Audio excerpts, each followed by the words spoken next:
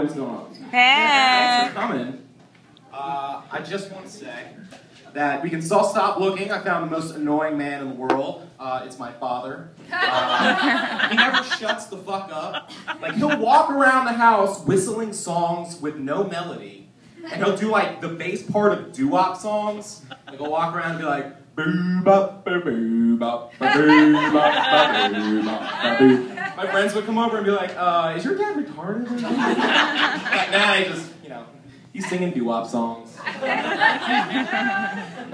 But, he's pretty crazy, but by far the craziest person in my family is my brother, Petey. And he has bipolar schizophrenia. And it's kind of weird growing up with a brother who has bipolar schizophrenia, because, he always had a lot of friends, but they're all in his head. But, there's this weird dynamic with my brother and my dad, because they would constantly get into a fight about once a week.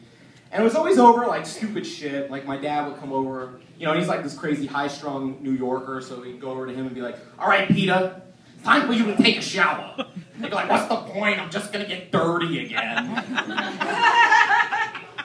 Or go up to him and say something like, all right, Peter, it's time to do your homework. And then Petey would respond with, shut up, you stupid prick!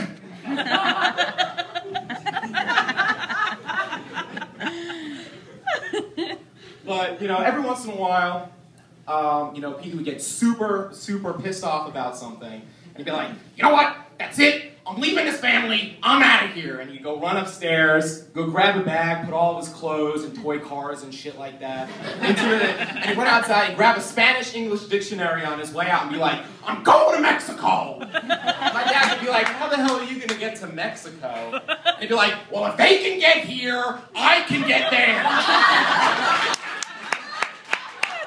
And then he'd slam the door and walk out. But he's like 12 years old, like where the hell is he gonna go? So like 3 hours later, he'd come right back in, and my dad would be like, so Peter, how was Mexico? And he'd be like, shut up! And then run upstairs.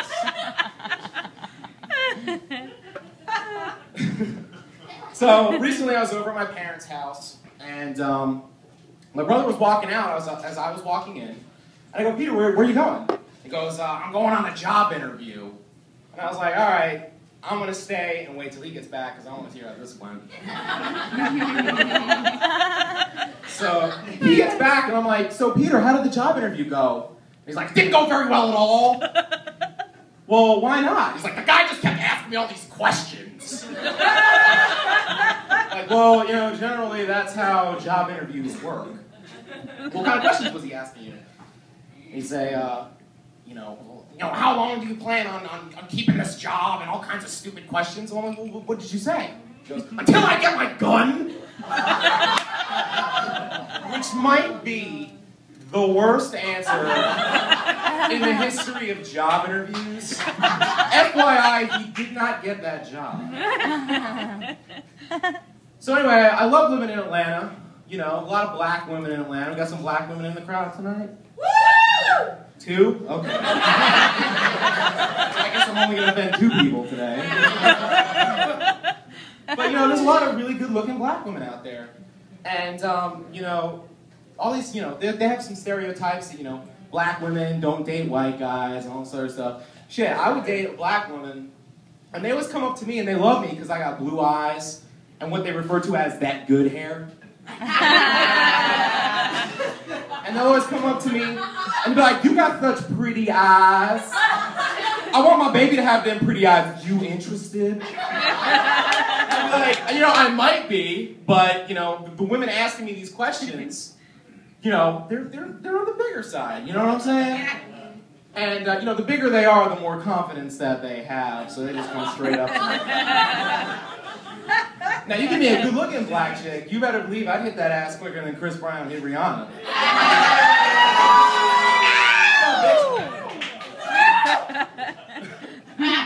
Yeah, so, there's the stereotype of black women, and you know what? You can date white guys. You can date white guys, there's no stereotypes about this. There's the old saying, once you go black, you never go back. There's a lesser-known saying, once you go white, you've been eaten outright.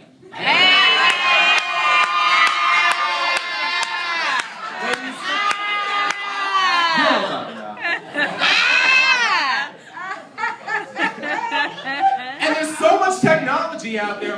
You know, look, all I'm trying to say is, if ladies... You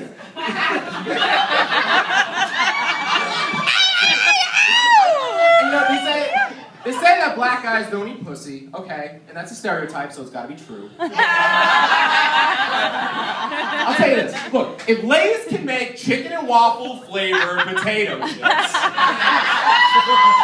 why can't they make chicken and waffle flavored lube? Same relationships, everybody would be a whole lot happier. You're like, Tyrone, time for dinner. You get the big arm. You're like, baby, I'm gonna stand you up. Alright, thanks guys, I'm Erik.